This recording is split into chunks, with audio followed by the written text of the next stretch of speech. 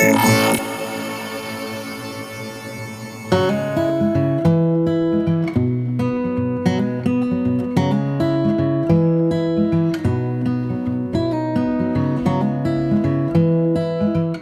Jan Hicks and I work for Oldham Local Studies and Archives, and I'm the archivist for the service. I've been in that job not quite a year, but I am originally from Oldham.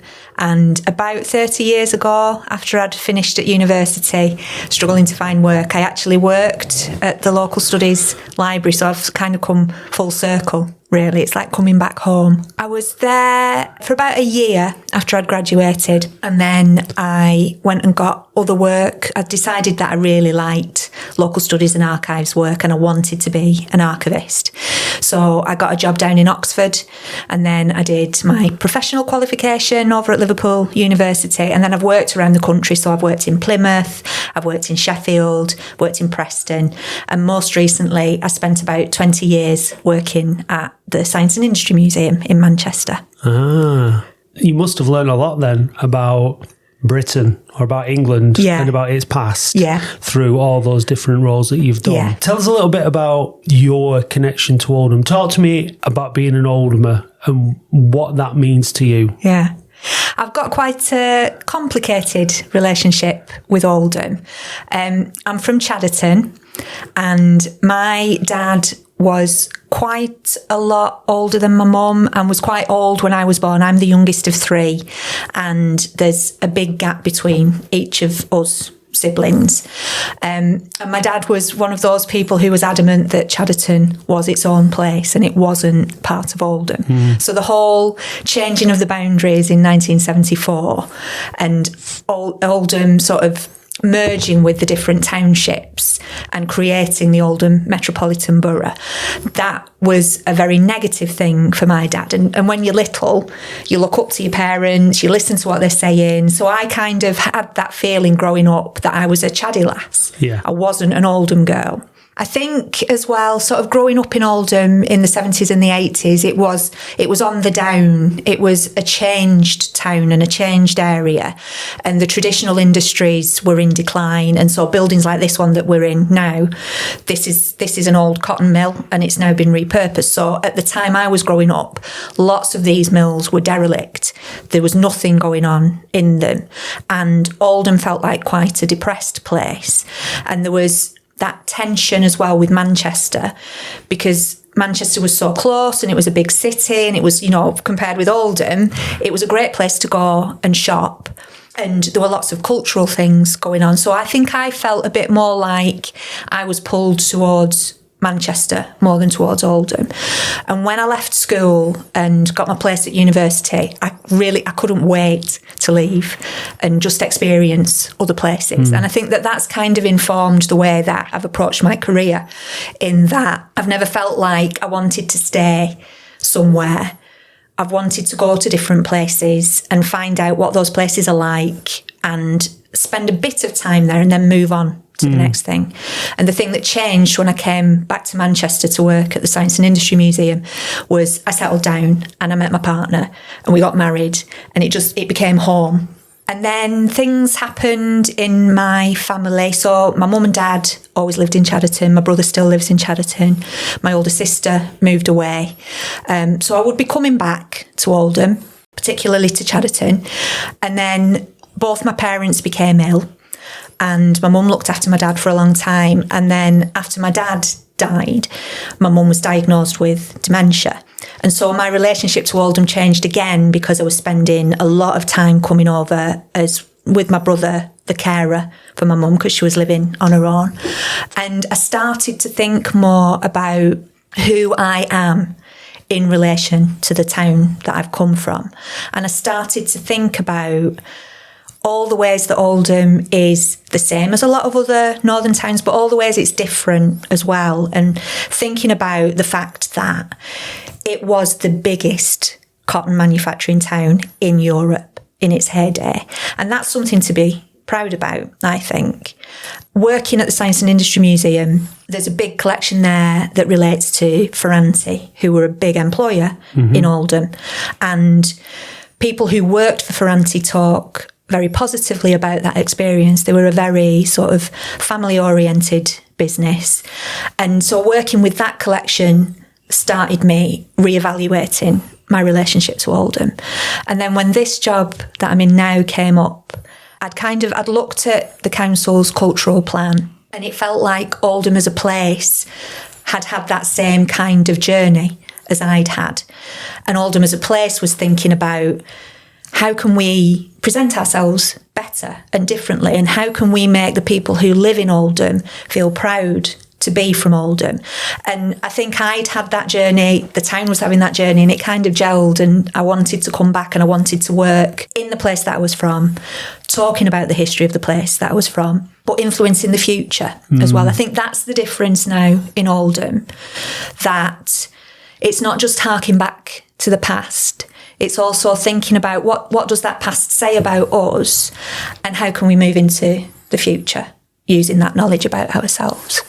It's a similar story to my own, really, in some respects, in that I've been away from Oldham for a long time, and since I've come back, the way I feel about it and what I'm doing is different than it was when I left.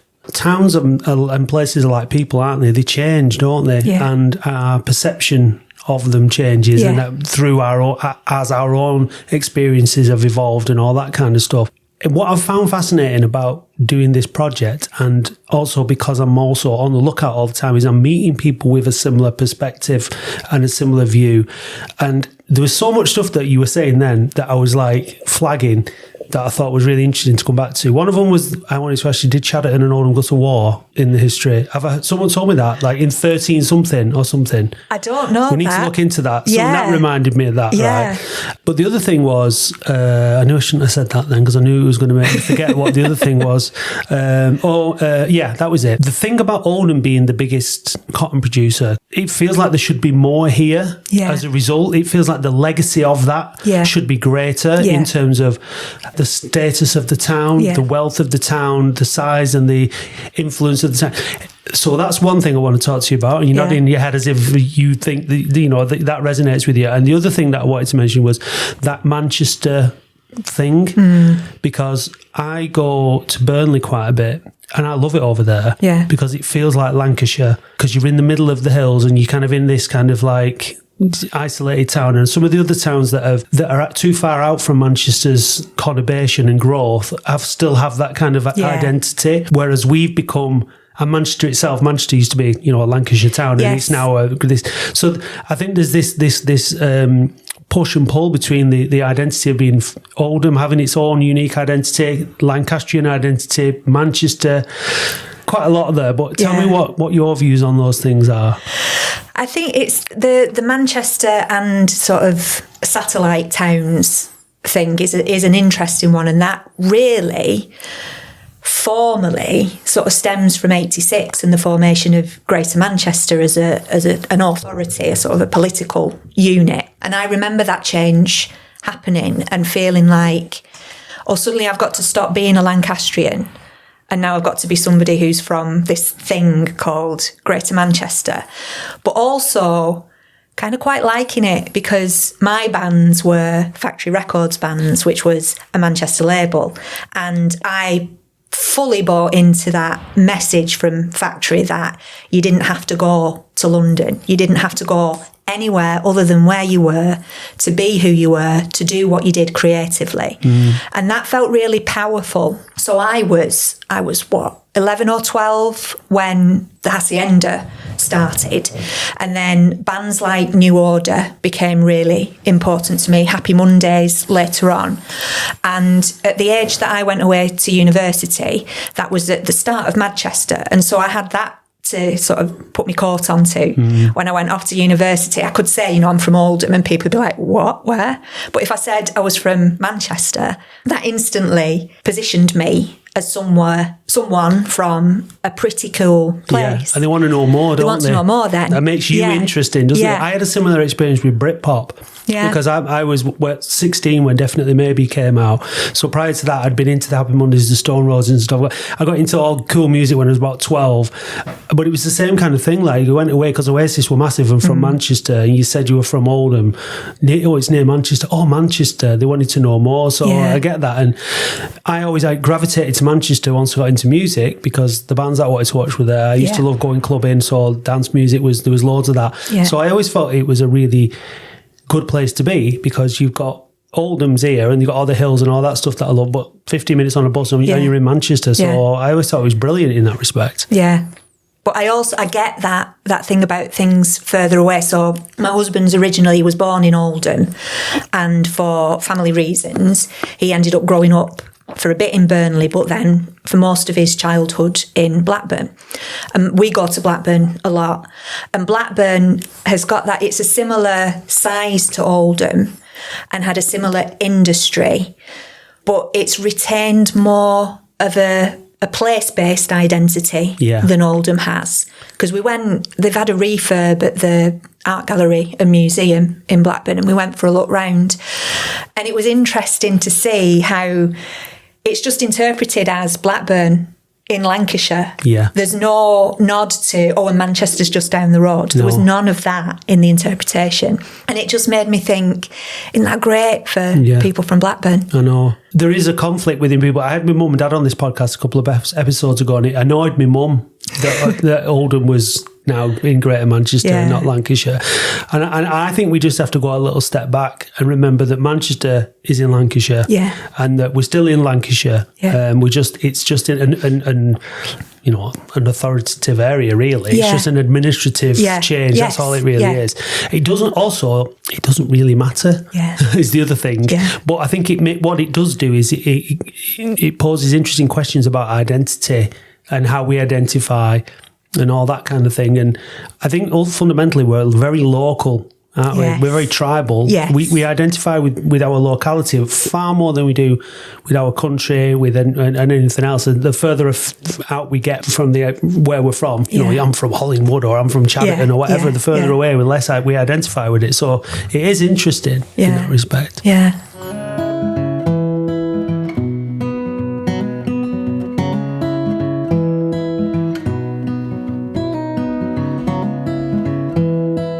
I wanted to talk about Mary Higgs. It's changed a lot, hasn't it, Oldham, since then, since the early 1900s, when she wrote the letter to the Crown and Beautiful Oldham, why not? Tell us a little bit first about Mary Higgs and what you know about her. So I'll say first of all, I'd never heard of Mary Higgs until I went for the job interview last year, and I was asking people on the interview panel who their favourite Oldhamer was in the collection, because that's one of the questions that I like to ask people when going to somewhere that I'm not from, to see how much they are invested in their collections and how much they know about it, and how they can make those collections relevant to somebody who doesn't know as much as they do. And one of the people on the interview panel talked about Mary Higgs, and I did the whole thing of, Mary Higgs. And in my head I'm thinking, I have got no idea who this woman is, which is quite a shame, really, because she was very important and continues, I think, to be very important for Oldham. So she was from Wiltshire. She was born in 1854. Her family moved up to Bradford in West Yorkshire when she was about 8. She grew up in Bradford and went to school there, and she was a clever girl, and she went off to a college in Cambridgeshire that eventually became part of the University of Cambridge, became Girton College. And at that time, women weren't allowed to be awarded degrees. So they could do the study, they could follow the same courses as the men, but at the end of it, they didn't get a degree. So she's the first woman in the UK to study chemistry and natural sciences to degree level. And with that, she then went back home to Bradford and became a maths teacher and a science teacher at schools around Bradford, lived in Saltaire for a bit, and then met Thomas Higgs, who was a Congregationalist minister, and eventually in her mid-30s they came over to Oldham. He got a job at Grenicker's Congregational Church and they moved to live in Grenicker's, and that was, she writes about it. She wrote quite a few books about her experiences in Oldham, and that was a transformational experience for her because she saw the poverty. So here's this big town that's really famous for producing cotton, lots of very wealthy people living in the town, but also intense poverty and dirtiness and horrible buildings. And she spent I think it was about a year. So she was heading for 50 and she decided that she was going to go out on the tramp. She was going to live as a homeless woman, like the women that she saw in the area around where she was living. And from those experiences, she started to be very active in the town and started up a network of lodging homes. So working women, when they became pregnant, they would quite often put themselves into the workhouse, because in the workhouse, you know you're going to get fed and you know that you've got access to medical facilities, so you're going to have a safe birth. And she thought that was appalling, that women were choosing to put themselves in the class of being impoverished in order to have safe medical care. So she helped to set up an organisation called the Oldham Council of Welfare Services, which then became the Oldham Council of Social Services, and eventually in the 1960s became part of Oldham Council's social services system, the Borough Council. And that network helped women to access the support that they needed, and these lodging houses gave them somewhere safe and clean that wasn't the workhouse to live while they were pregnant and when they'd had the children. And it stopped women having to go out and live rough, which is her experience that she'd had for about a year, was living rough, was walking from place to place and trying to find lodgings. And if she couldn't find lodgings because of the way she was dressed, having to sleep rough somewhere. And that's why she described herself as an undercover tramp. Yes. Yeah, which we did touch on, I think, in the first episode. And I knew we'd come back to why that was. Yeah. Out of that as well, she sort of thought, well, in the past... So she does what we all do. She thinks about the past and what Oldham was like in the past. And she wrote to the Oldham Cron and said, Oldham used to be beautiful. It used to be rolling fields, trees everywhere, beautiful. So why can't it be like that again? Why does the fact that we've got big industries in the town mean that the town has to be dirty, that working people's houses have to be horrible? Why can't we think better about what Oldham is? And that is a really powerful thing to have done. And I feel like this moment now in Oldham's history, something similar is happening. So you've got organisations like Northern Roots who are looking back at what Oldham used to be, looking back at somebody like Mary and thinking, why can't we do that again? You've got that transitional moment when Mary's alive that leads to the setting up of the beautiful Oldham Society, that leads to people, for, the use of a phrase that was popular in the 80s, thinking global but acting local. So growing their own flowers, even if it's just a window box, even if they live in a back-to-back house that hasn't got a garden. She encouraged people to grow flowers, and she was part of the allotment movement, so people had spaces where they could grow their own fruit and veg. And she sort of wanted young people to be part of that as well. So she worked with school teachers to encourage young people to look after the environment around them. And that led to the Junior Beautiful Oldham Society and the pledge that children used to make, that was all around if we see wildflowers, not picking wildflowers, leaving them there to grow for other people to enjoy, and instead finding somewhere near us, whether it's our own house or whether it's a patch of wasteland, where we can grow something and we can make our own neighbourhoods look lovely. And it was such a powerful movement that other towns in the northwest started to set up their own. I think there was a beautiful Wigan society. So they saw what was happening in Oldham and they decided to make similar changes in their own towns. It then led to the council taking notice. So there was Mary Higgs. She was friends with Dame Sarah Lees, who was Oldham's first female mayor, and Marjorie Lees, who was one of her daughters, and she was a suffragist. So she was one of the peaceful campaigners for votes for women. So Mary was friends with both of them. She was friends with Oldham's first female GP, Olive Claydon, who was instrumental in improving women's health. And she's my favourite person in the collections, in the archive. And she's also somebody not often spoken about.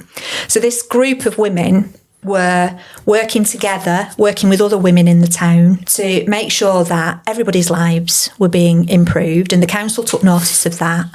And then you get the building of new housing. So in the period between the First and the Second World War, nationwide there was a big push to improve the housing stock in the country. And in Oldham, beautiful Oldham society directly influenced how that happened. So in the 30s, the Durker estate was built and gardens were included because of the beautiful Oldham society. So you've got something that starts as a small, local, let's get some people involved in it thing, becomes this influence for good at the local government level as well. So she's a really important person. I'm glad that the person on the interview panel mentioned her and that I've had the opportunity to find out who she was, because she speaks to me on a personal level, because so much of what she was interested in and what she wanted to do is one of the reasons why I've come to work back in Oldham. I want to be part of something that says to the people who live here, Oldham can be brilliant again, and it's down to us to do it. We're the ones who need to have the pride in our town, and we're the ones who actually have to do it. We can't sit around waiting for somebody else to do it for us. No. We can't sit around typing onto Facebook going, Oldham's rubbish. Yeah. We've all got to do it. We're all part of it. And I think one of the things that I like about Oldham as a council is it's a cooperative council. And that means that it tries to make decisions in cooperation with the people who live in Oldham. So it's, in comparison with what it was like when I was growing up, it's a more outward-looking council now, I think, and it talks to people more. I can appreciate that people don't always feel like they've been listened to, because councils have got to make difficult decisions a lot of the time, but they are at least talking to people and trying to find out what things will make a difference in people's local areas.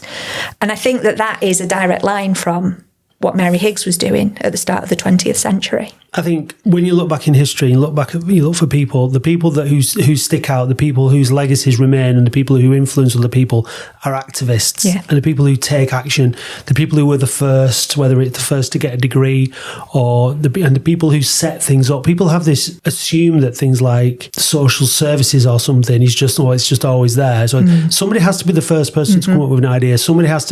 Councils will generally latch onto things that they think are going to work. Yes. And that will often be privately led. I think we've fallen into a trap in Oldham and in other places of looking to the council, looking to the government and things like that, deliver. That's not really how it works. Like, we've got to take initiative ourselves. I completely agree. And someone like Mary, 120 years later from like that letter about beautiful Oldham, she's inspiring people again. Yeah.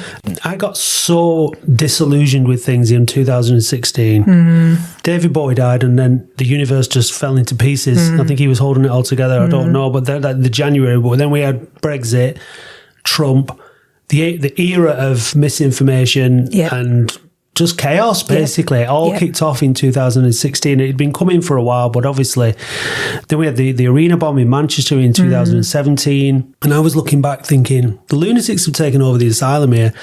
My football club, Oldham Athletic, got taken over by another lunatic in 2018. And that's why I started a podcast. That's when I actually started to think that, you know what, you can change things. But like you said before, you're not going to change the world. You're not going to affect who's the president of the United States or stop global terrorism or whatever. But there's people taking over the football club here. I can start a podcast about this, and I can start talking, and I can stop mourning and having conversations with my friends and family at home. Yeah. What are we going to do? What are we going to do? Well, let's just do something. And it's like that with Mary. Imagine how daunting some of those things must have been for anyone to even think about trying to tackle. Yeah. poverty, save child labour, like up against the full force of capitalism there, insofar as like there was no health and safety, there was no disregard, or there was lots of disregard for people, and so it must have been a massive, massive thing to think about challenging him, but she and other people did. Yeah. And that's always going to be really inspiring, isn't it? To anybody, I think. Yeah.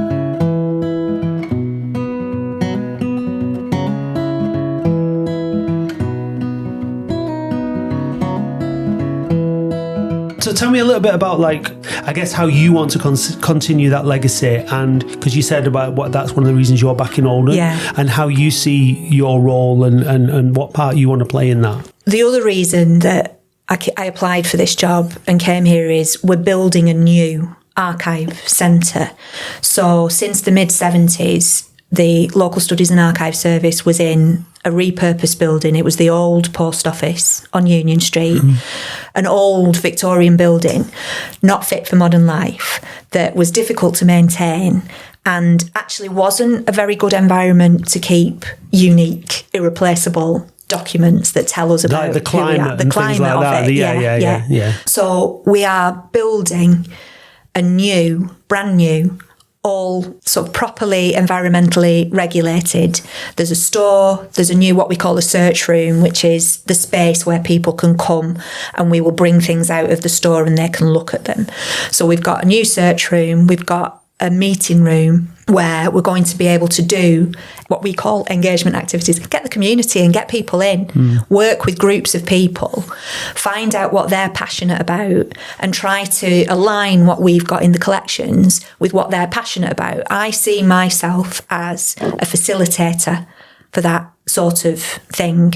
I don't see myself as an instigator of it, because I've done a lot of where in the different places where I've worked and the way that the profession that I'm in has changed.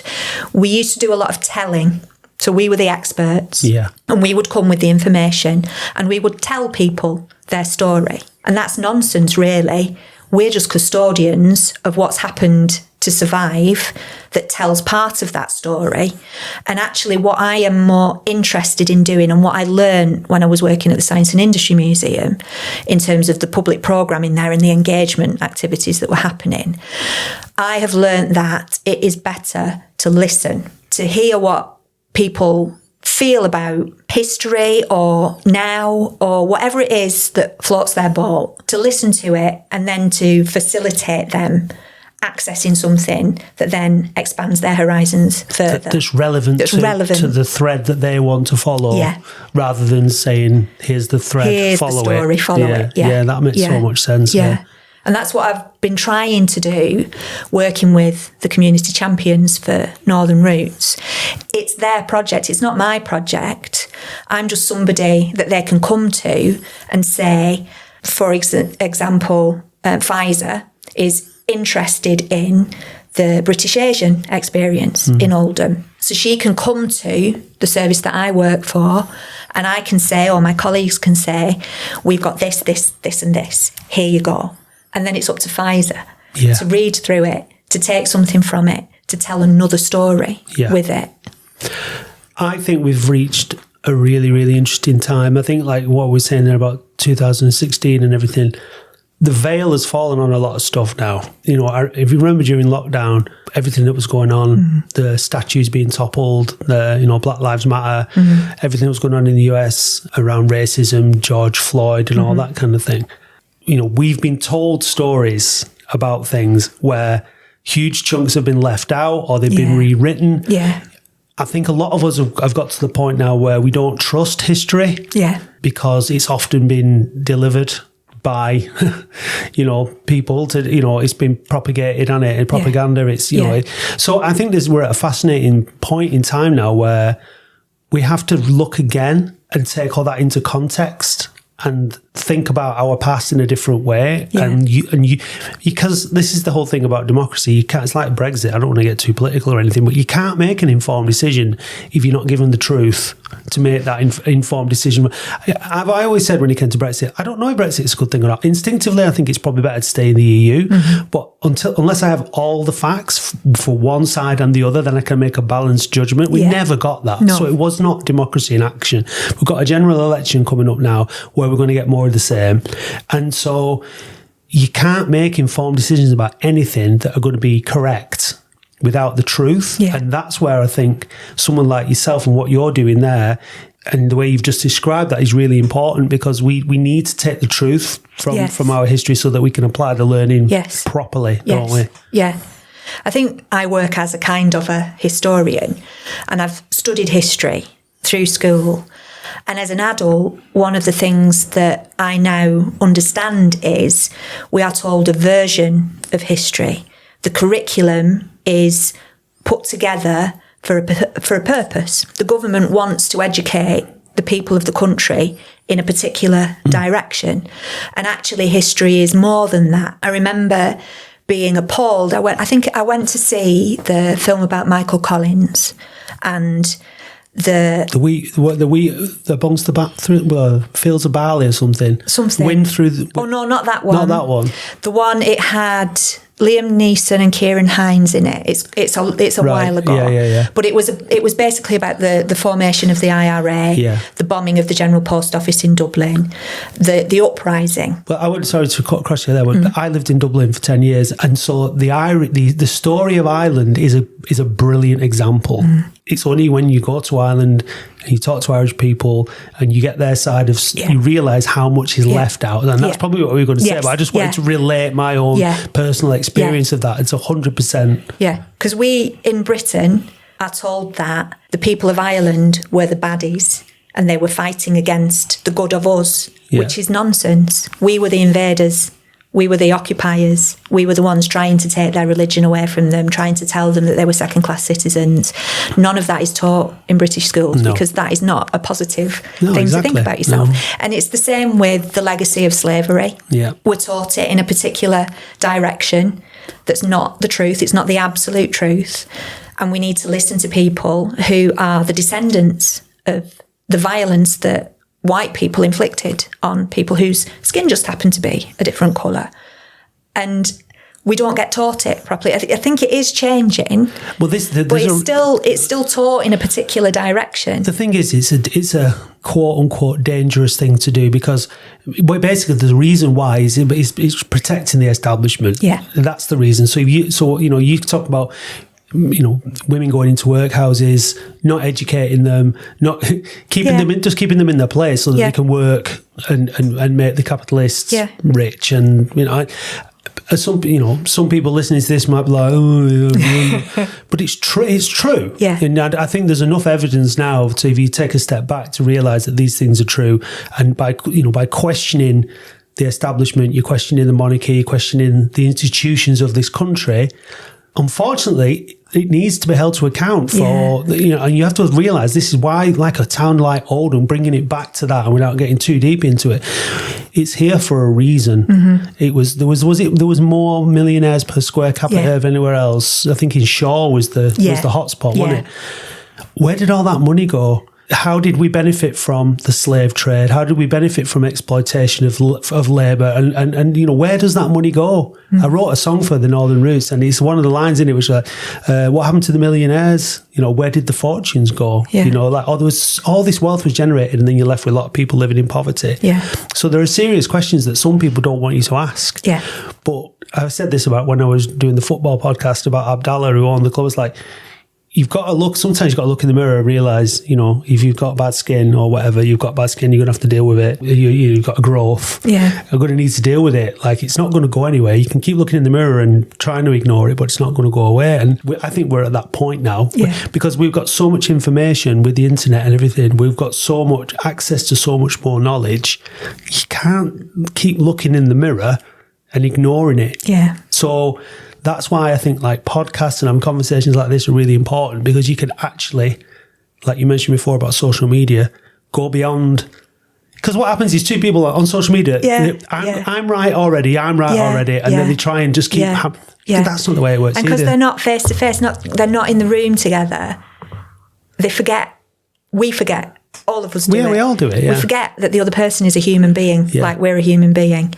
And you can't read what impact your words are having on somebody on the other side of a screen and a keyboard, can you? No. But there are lots and lots of conversations that we should have, and we should learn from those conversations, learn from the archives, and look at things in different ways. And yeah, I mean, that's why this project for me has been brilliant, because it's things I've been interested in a long time. It's given me an opportunity to just start focusing on it a little bit more.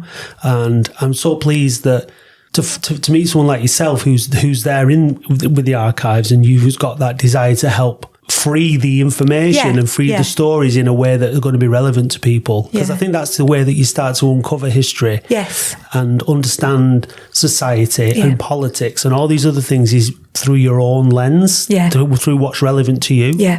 Otherwise, it's all just this kind of like abstract concept and this something that's not relevant to you. But it is relevant to every single one of us, and it shaped us all. And it means that we're either...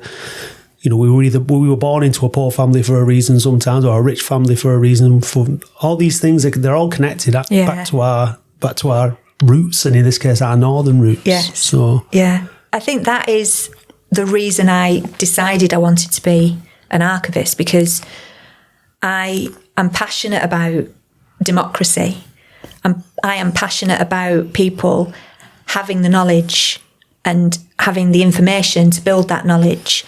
And what better way to do it than to look after the records and to make sure that they're accessible to people. I think for a long time in the archive profession, there was a bit of it's my stuff. It was a bit, the precious, a bit Gollum. Yeah. We were looking after it. It was our stuff. We researched it. And we told the stories through it. When actually, without those people, about who these records tell a story, there's no point to us. Yeah. There's absolutely no point to keeping archive collections and local studies collections if you're not going to allow people to come in and use them and to find out the stuff that's relevant to their lives. Yeah. Yeah. And it is really important, because like your profession and what you do, because, you look into fiction, 1984, like the rewriting of history, but that was only taken from Stalinist Russia. Yeah. So it happens in real life, where we touched on it there. I mean,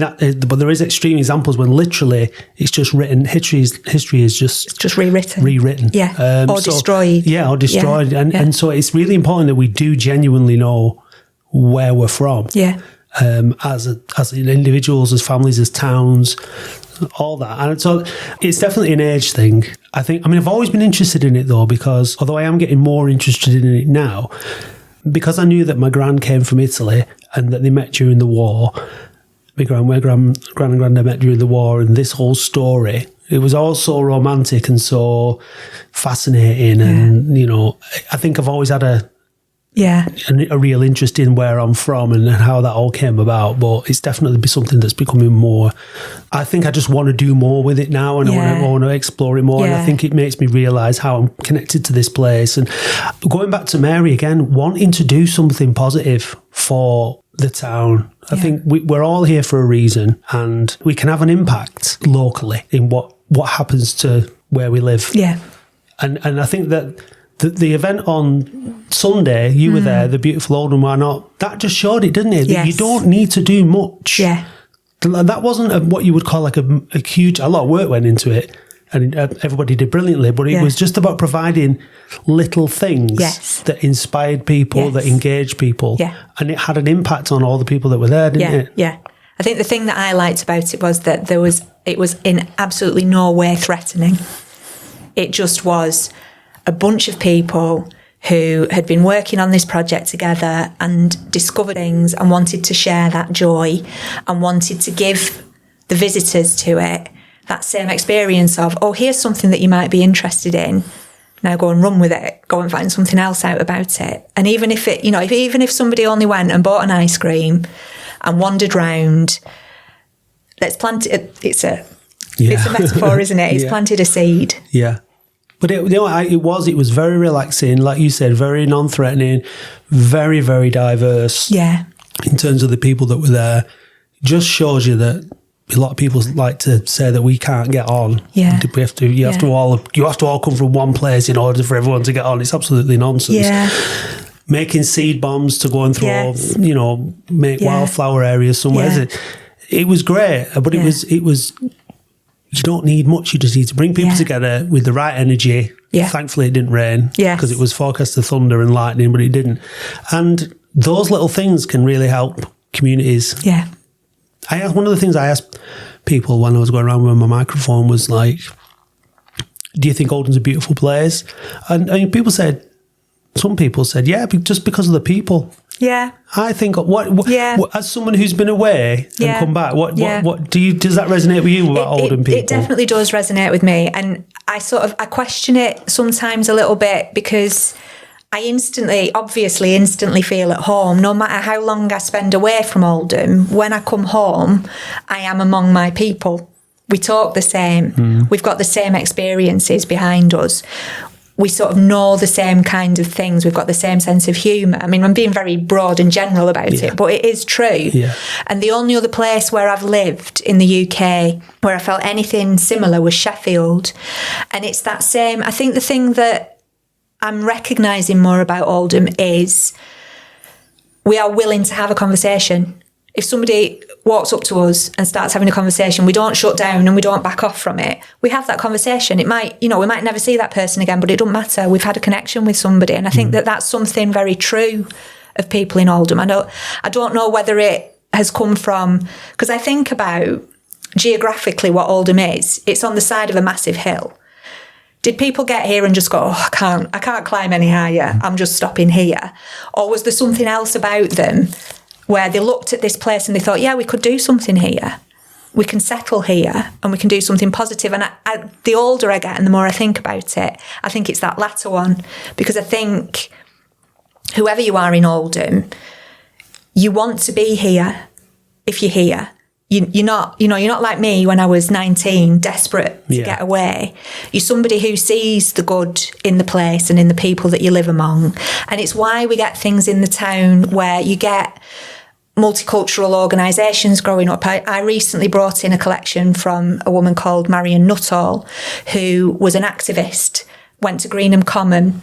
She described herself as just a normal woman, but she did such a lot in the town to bring people from different communities together and people of different faiths together, to have those experiences where you're not your faith, you're not the country of origin, you are a person who's living in Oldham, and you might have some different ideas about how things are done.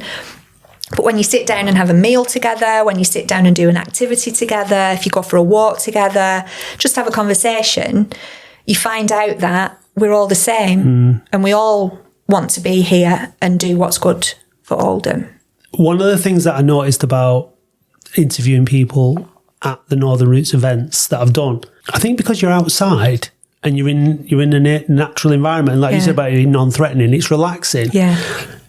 The pace of things slows down, and in that environment people are just more relaxed and more themselves. I've tried to do like vox pops type stuff in Oldham Town Centre and stuff. Everyone's running around. It's much more difficult, but there are certain things like context, aren't there, and environment, places where people are able to just relax and be themselves. And then when you've got people being their authentic selves, life is a lot more easier. There's a lot of challenges in life that stop us from being authentic self. I'm a lot happier as a person now. It took me over 40 years to get to a point where I was like, this is who I am. This is what I want to do, and be comfortable in myself and a lot more authentic, and I'm a lot happier as a result. So I think if Oldham I could talk to you all day, so we'll probably have to arrange something else. But in terms of like Oldham, I think its best days are now ahead of it. Yeah.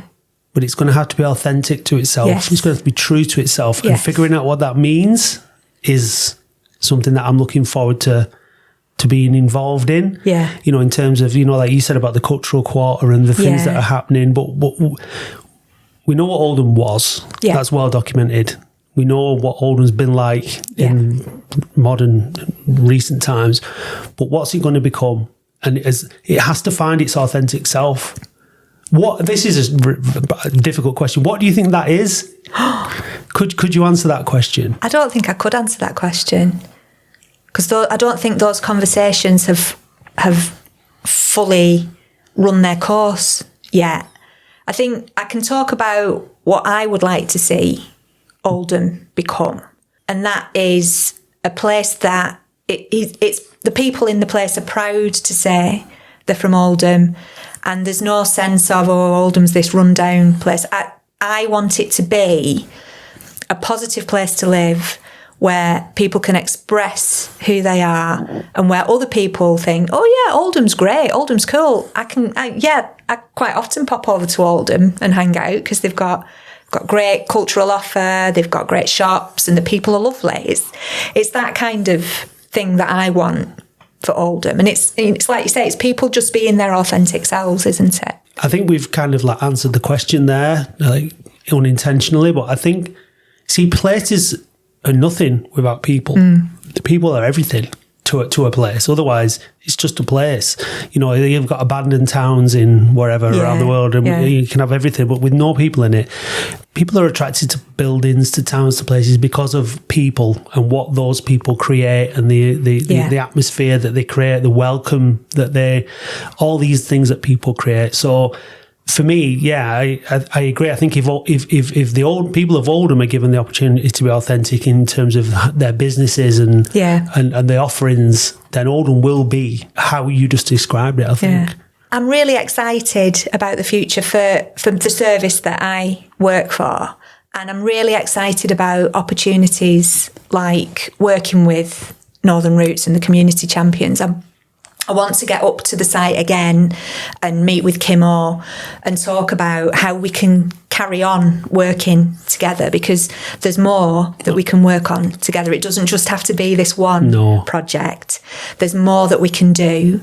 And also, I'm excited about being able to open the doors of the Archive and Local Studies service to different community groups, and it feels like Northern Roots fell into my lap. I came at just the right time, and this as a project has fallen into my lap. It gels with the person that I'm interested in finding more out about in the collection. And I think that there are going to be other opportunities like that in the future. So for me personally, in this role, I am really excited about what we can do in the town.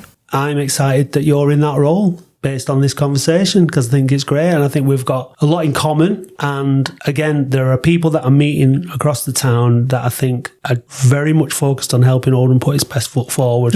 And you seem to be one of those people, and the people at Northern Roots and people like Sue that we've met, there are people that are just, I think the stars are aligning for Oldham, I think, and things are going to, and politically as well within the council, and there are people, that I think a lot of, people tar everyone with the same brush, but having been in meetings and in groups and conversations, there are people that really are trying to help take it forward. And I'm, like I've said many times, but I think how we communicate things is the next big step, the next big challenge. How we get information out to people, like you said, in a way that is relevant to them.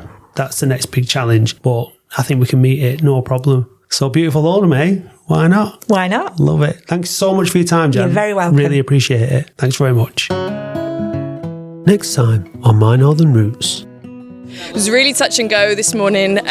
We were really worried about the rain, but in good Oldham fashion, everyone persevered, and it looks absolutely incredible. And the sun's come out, and everyone's put in such a huge amount of work, and the imagination that the community champions have had to think up such a beautiful event that really promotes Oldham's beauty and what it already has, and not trying to make it something it isn't. I think I'm so proud of everyone, and I think it's going to be a great day.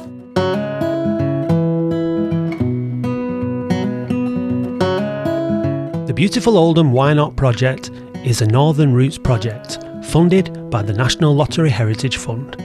If you'd like to learn more about Northern Roots, please visit northern-roots.uk. This podcast has been hosted, recorded, edited and produced by Matt Dean of QPod, Oldham's only dedicated podcast production company. For more info, please visit kupod.co.uk.